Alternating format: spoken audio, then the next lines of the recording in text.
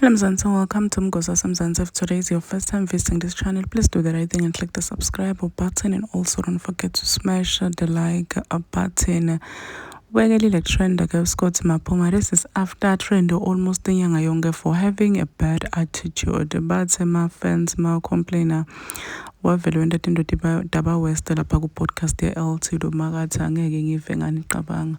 So he was performing yesterday kanti bantu bamcolele vele sesindlulile lapha. I mean guys, asekho lapha sibambe emaqhubu thina, we don't hold grudges ke sana, we're forgiven. Mfana wethu sathaya dictating everyone deserves a second chance. He was performing kahle lapha stage, everyone was just happy. Abantu baqola ngane abasamnikete i-moment of silence sebam-entertainer amaka-performer, so people were happy. But there's one fan who decided akuba ngoma yayona wamshaya ngeliphepha ku-Scott Mapuma while he was performing.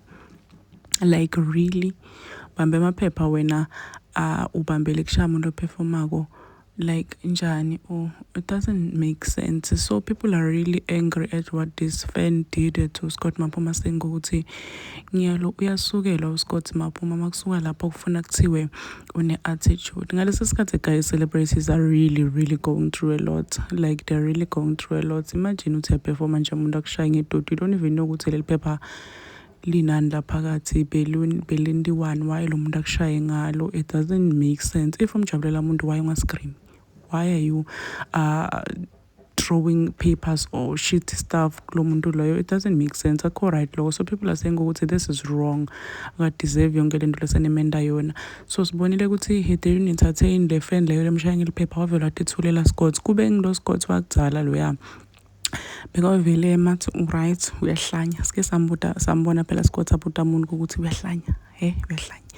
So uvele walibuka leli phepha, wambuka lo muntu, and he kept quiet, waqhubeka waperforma. So people said ukuthi awushem uzuya ignore because akasafuni kunyathela abantu akabi bese kuthiwa une-attitude onjani. But what you guys are doing seniyamhlukubeda, nyalo seyi-abuse lena straight, because why umshaye ngeliphepha umuntu aperforma? It's not right. Ma-fans akhe nalabanye labamthandzako, they did say ukuthi lento leseniyentako wrong. Uthi industry zone, this is what they want. They should do nonsense, and the artists shouldn't say anything because they're gonna threaten their career. Uthi majali aphinde xa eninyisa nithi une attitude.